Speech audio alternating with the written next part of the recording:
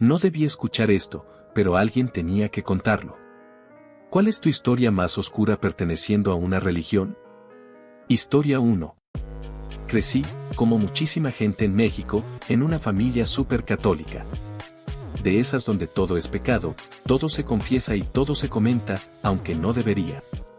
Un día, cuando yo estaba en plena adolescencia, me cacharon haciendo algo totalmente privado, nada del otro mundo, pero en esa casa fue tratado como si hubiera cometido un crimen gravísimo. El castigo fue inmediato, regaño, culpa, y directo a confesarme con un sacerdote. Yo estaba muerto de la pena. Entré al confesionario pensando que iba a ser rápido, lo típico. El cura me dice: dime tus pecados. Yo, incómodo, empiezo a explicar la situación de la forma más decente posible.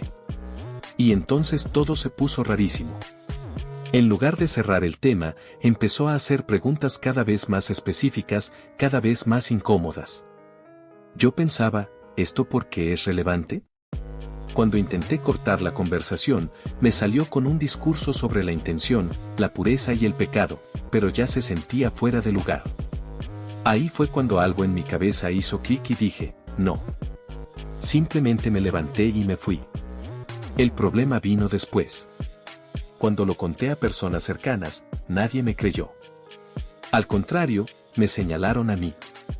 Que si yo estaba mal, que si tenía malas influencias, que si era un hereje. Y para acabarla, el sacerdote empezó a hablar mal de mí donde podía. De repente, la gente del barrio me veía distinto. Hasta para comprar tortillas se sentía el ambiente raro. Todo por una historia que jamás debió salirse de un confesionario. Historia 2. Esto fue hace años, cuando todavía era súper común ir al ciber a usar la computadora por horas. Un día me senté en una máquina que acababa de dejar alguien más. Nada raro, hasta que vi lo que estaba abierto en la pantalla. La persona que había usado esa computadora antes era un sacerdote. Lo sabía porque era el hermano de una vecina, alguien conocido en la colonia, de esos que todo el mundo respeta automáticamente. Y lo que dejó abierto me heló. No era contenido normal ni casual. Eran imágenes de menores de edad, algo completamente inapropiado y alarmante. Me quedé en shock. Cerré todo de inmediato y me fui con una sensación horrible en el estómago. Lo más fuerte no fue solo lo que vi, sino darme cuenta de quién lo estaba viendo. Alguien que, en teoría, representaba valores, confianza y autoridad moral. Nunca lo denuncié, nunca lo conté en ese momento. En esa época, nadie hablaba de estas cosas. Y cuando lo pensabas, sabías que si decías algo, lo más probable es que no te creyeran, o que te voltearan la culpa. Desde ese día entendí que hay cosas que uno ve por accidente, pero que ya no se pueden desver. Y que a veces, los secretos más oscuros no están escondidos, están a plena vista. Historia 3. Cuando yo iba a una iglesia cristiana, el pastor era de esos que todos veían como ejemplo, palabra bonita, discurso correcto y mucha autoridad moral. Él tenía esposa, era parte central de su historia, hasta que ella falleció. Y claro, al principio todo fue duelo, oraciones, apoyo de la congregación. Pero lo que empezó a levantar cejas fue que, a los pocos meses, el pastor ya estaba saliendo con otra mujer de la misma iglesia. Obviamente la pregunta era inevitable. ¿Tan rápido? La explicación oficial fue todavía mejor, según él, Dios se lo había indicado. Así, tal cual. Que había sido una señal, un llamado, una confirmación divina. La congregación quedó dividida.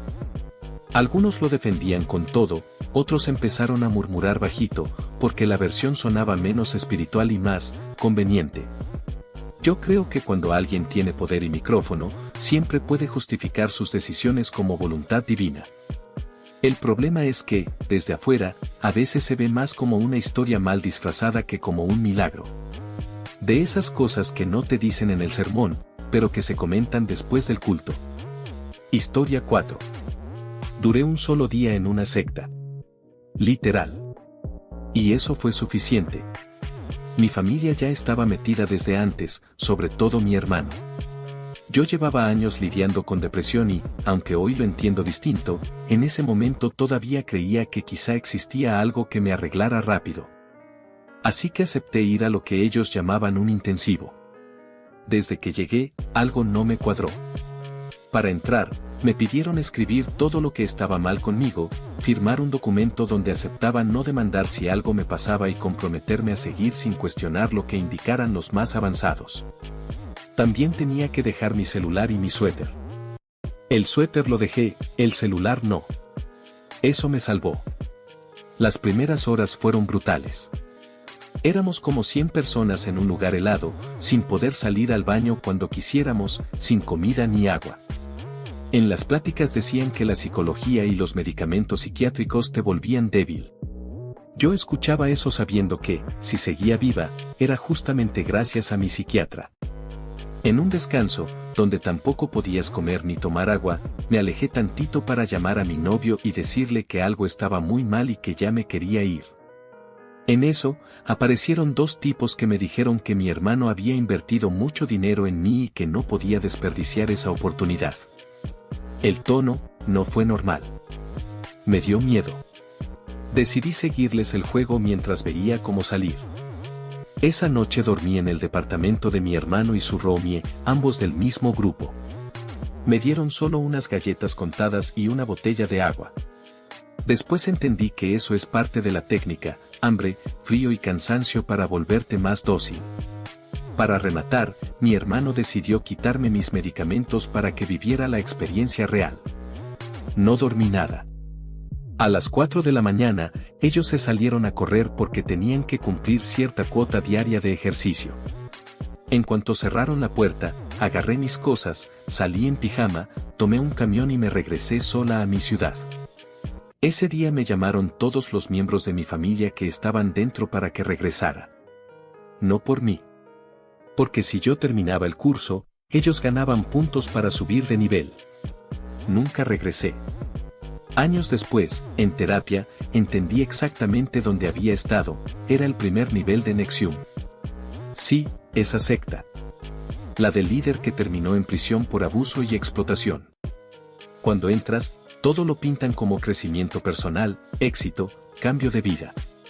Pero lo que vi fue gente perdiéndose completamente en lo que alguien con más jerarquía les decía.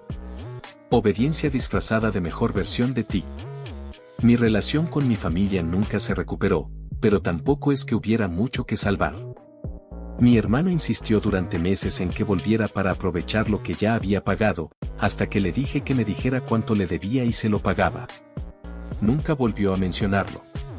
Y sí, aprendí algo muy claro. Si algo suena demasiado bien, no es buena señal. Y desde entonces, desconfío de todo. Especialmente de cualquier cosa que suene a multinivel, coaching milagroso o éxito garantizado. Ah, y si salí de ahí, fue por una razón muy simple. Nunca nadie me quita mi celular sin levantar sospechas. Historia 5. Confirmo algo, no es como te lo cuentan. Al menos no en el evento al que yo fui. Por fuera se veía increíble. Un evento tipo empresa, en un salón carísimo, jóvenes viajando por el mundo, ayudando a la gente. Todo muy bien producido, demasiado bien. No era normal que les prestaran un lugar así solo por buena voluntad. Fui con una amiga y desde el inicio nos presentaron a un grupo que fingía felicidad. No sé explicarlo mejor, sonrisas perfectas, gestos ensayados, entusiasmo forzado. No era mala vibra, pero tampoco era real. Se sentía más como una contratación voluntaria que como voluntariado. No puedo decir que fuera algo criminal ni violento. Nada de eso. Pero todos coincidimos en lo mismo, nos veían como monedas de oro. Cuando mencionamos nuestras carreras, literalmente les brillaron los ojos. Lo más extraño vino después, tenían un himno del grupo. Nos lo hacían cantar y memorizar, como si fuera algo obligatorio. Ayudaban a la gente, sí, pero parecía que la ayuda era una experiencia para ellos, no para quien la necesitaba. Como si servir fuera una moneda de cambio. También hablaban de premios si participabas en varios eventos seguidos, incluso aunque no quisieras. Los que servían más tenían prioridad. Todo muy jerárquico. Muy de agradar a alguien más, no a ti mismo. El ambiente se sentía raro. Muy reglamentado. Muy correcto. Muy sonriente. Como religioso, pero sin decir que lo era.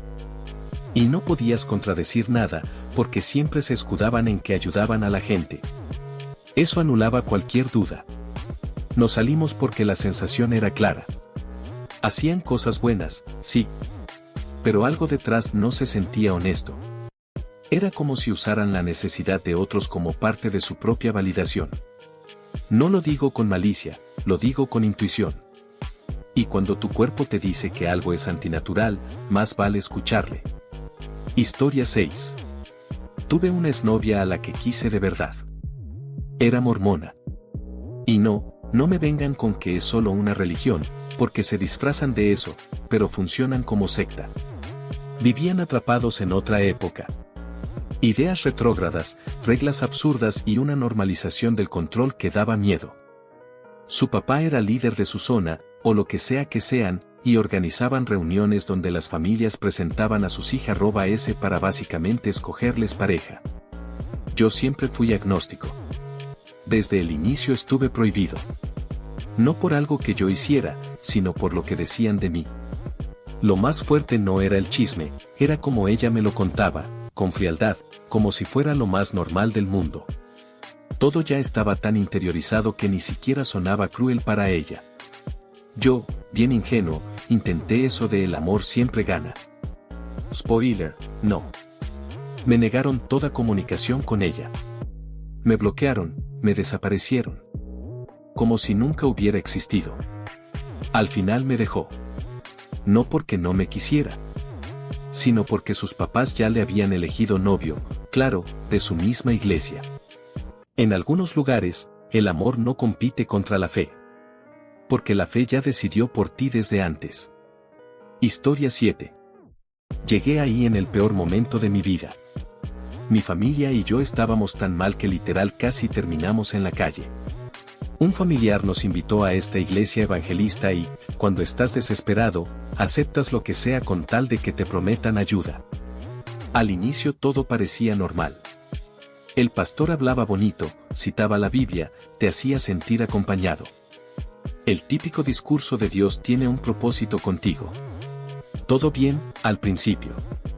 Conforme pasó el tiempo, el tono cambió. Ya no era apoyo, era burla disfrazada de enseñanza. Se reía de nuestra situación, nos exhibía frente a otros y decía que así era como Dios nos iba a formar. Ahí fue cuando empecé a notar lo turbio. Vi con mis propios ojos cómo a los fieles de esta iglesia evangelista les sacaba cantidades enormes de dinero. No hablo de ofrendas normales, hablo de 100,000 pesos o más, como si fuera lo más normal del mundo. También vi cómo el pastor se llevaba a chavas muy jóvenes, de entre 13 y 20 años, a su casa para leer la Biblia. Varias no querían ir, pero sus propios padres las obligaban porque era el pastor. Un día fui a su casa. Una mansión, 6 recámaras, alberca, varios carros, un patio enorme. Le pregunté cómo había conseguido todo eso y me respondió, muy tranquilo, que había sido una bendición de uno de sus fieles. Días después me citó a solas. Primero Biblia, Biblia, Biblia, y luego vino lo real. Quería dinero, quería apoyo económico, quería hasta terrenos que yo tenía. Ahí se me cayó la venda de los ojos. Le menté la madre y no volví jamás. Tiempo después supe que empezó a hablar mal de mí frente a todos, que yo era un mal ejemplo, un hereje, alguien peligroso para la iglesia. Cuando una iglesia evangelista empieza a funcionar como empresa. Cuando la fe se convierte en presión. Y cuando el pastor vive como rey mientras los fieles se hunden. Eso ya no es religión. Es control. Historia 8. Pasé casi 30 años metido en una secta y ni cuenta me daba. Y eso es lo más peligroso. Cuando estás dentro, no lo sientes raro. No hay túnicas negras ni rituales a medianoche. Todo está tan normalizado que se vuelve tu vida diaria. Creces ahí, convives ahí, piensas que así funciona el mundo, y listo. La secta en la que estuve era conocida y bastante aceptada en la zona. Para los de fuera podía parecer extraña, pero nadie se metía. Para nosotros era lo correcto, lo normal, lo que da sentido. ¿Era como en las películas? No exactamente. No todas las sectas acaban en tragedia sangrienta, por eso casi no se habla de ellas. Aquí había reglas, jerarquías y castigos, pero todo bien maquillado. ¿Había ideas extremas? Sí. En mi grupo se hablaba abiertamente de eliminar, aislar o castigar a quien pensara diferente. Nunca vi un asesinato con mis propios ojos, pero la idea estaba ahí, normalizada, justificada. ¿Y en qué creían? En un ser superior, reglas sagradas, y, claro, en que solo ellos tenían la interpretación correcta. Todos los demás estaban equivocados. ¿Sabes qué veías dentro? Guerras santas. Cruzadas. Inquisiciones. Pero no como algo malo, sino como misiones divinas. Todo se justificaba con una sola frase. Dios lo quiere así. Había jerarquías, castigos, aislamiento. Solo que no les llamaban así. Les decían clero, penitencia, excomunión. Mismo control, diferente nombre. ¿Y qué fue lo que me hizo salir después de casi 30 años? El día que entendí que tenía que pagar por mi salvación, obedecer leyes absurdas y someterme a un jefe aquí en la tierra para complacer a uno en el cielo. Ahí me cayó el 20. No era fe. Era una estafa piramidal con discurso divino. Y cuando lo ves, ya no hay forma de dejar de verlo.